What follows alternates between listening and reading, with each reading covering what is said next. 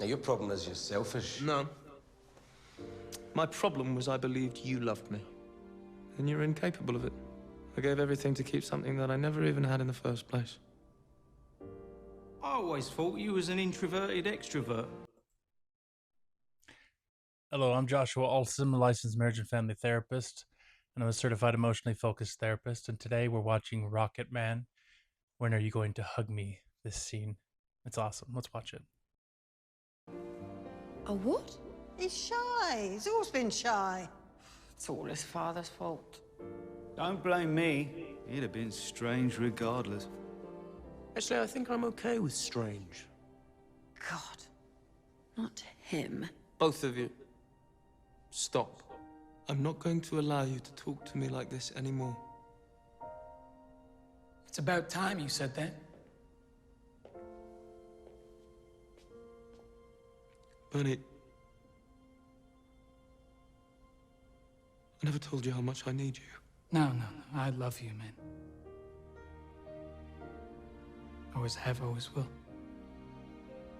You write songs that millions of people love. And that's what's important.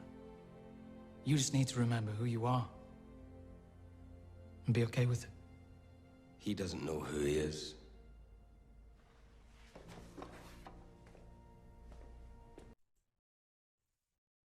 So I want to pause there really fast and just sit and say, if you haven't watched Rocketman, I definitely recommend you do it. It's a beautiful, biopic about Elton John. And the reason I love it is this scene is one of the best representations, I think, of what it takes to kind of heal. I like to start from this part where he's kind of in a group setting, doing group therapy, trying to figure out who he is, and the story kind of goes around that idea. And I appreciate it because we hear his story, we hear his struggles. We hear how he loved and lost and tries to find happiness through other people. And I love because that's what his search was. He was taught that he needed to appease others, to take care of others, to find love and appreciation from others. And we're going to watch in just a second. What I want you to watch is how he is able to love himself, find himself, and look at the people that he saw in his past as the ones that were there to help him, as to appreciate them and find balance and boundaries for that.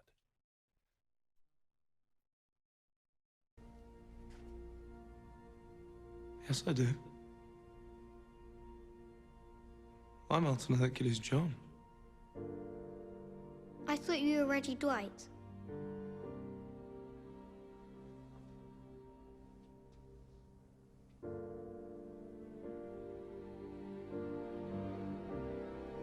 I've been Reggie Dwight for years.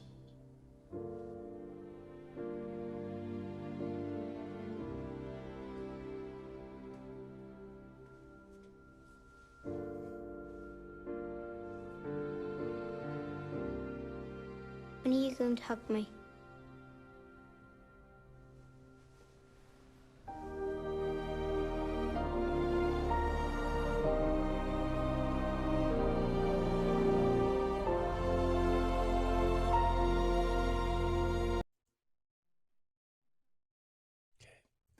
It's a little bit short of a clip, but I love that clip. And I love that moment because out of everybody in that room, the most important person that little boy from the past needed was his older, wiser self to come back and give him a hug. It's a beautiful phrase. When are you going to hug me? I believe he said that to his dad when he was a little boy. Kept asking, and I think that was part of this negative belief that was created as a little boy, that I'm not loved, I'm not wanted, I'm not needed. And so what did he do? He searched for that in all the other places in his life, searched for it and wanted so badly for somebody just to hug him and hold him so that he can tell himself or receive a message that says he has worth.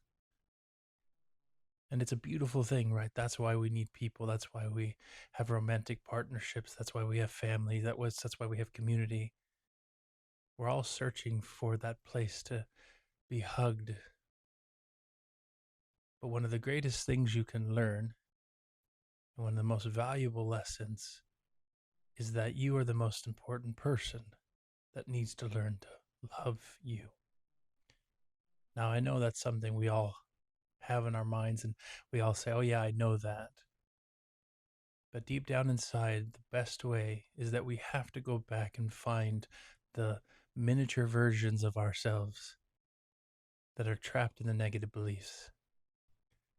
Because most times when we're dealing with ourselves, and as we think back on the moments where, just like this little boy, needed a hug, needed to be held, but he received a negative message.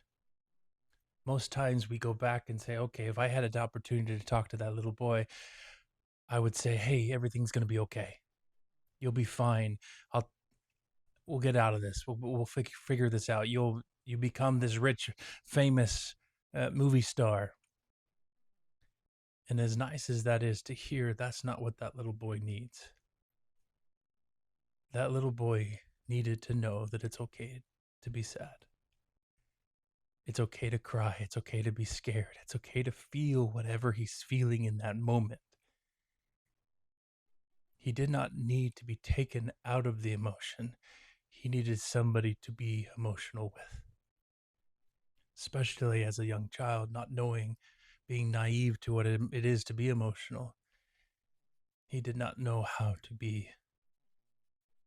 He didn't know how to release the negative thoughts and negative feelings and beliefs using emotions. His body was trying.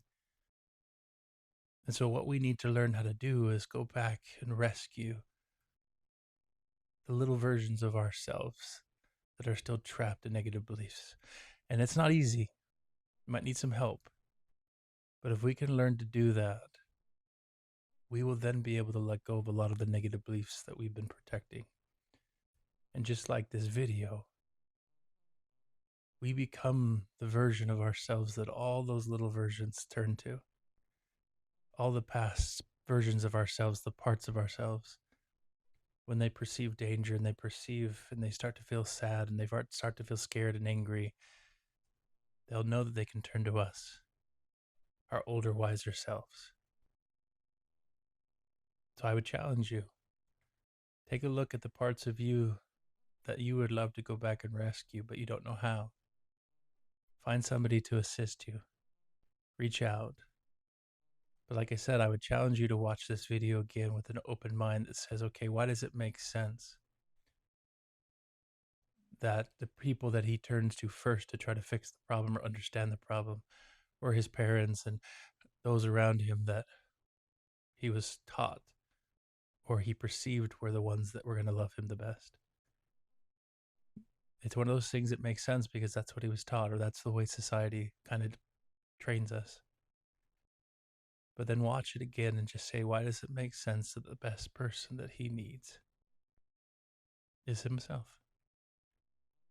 The most confident thing that he can do is find a way to be empathetic and love the version of himself in that moment, to not push him and pull him out of the pain, but to be able to sit with him in that pain. To be able to go back and rescue that little boy who didn't need an answer to why. He needed somebody to love with, to sit in the emotion. He needed somebody to be sad with. Because that's the most beautiful thing that we're going to discover as we become healthy, emotional human beings. We're not going to stop being sad. We're not going to stop being angry. We're not going to stop being scared. We're just going to be able to understand why we're emotional and be able to sit in it and how it can guide us and how the different parts of ourselves can love and protect us so that then we can then also take care of ourselves and then others around us. So if that's something that excites you and you want to learn more, that's my goal, to help people to understand how can I learn to let go of the things that are holding me back and find a way that I can go and rescue those little parts of me so that I can let go of some of the negative beliefs that still hold me captive.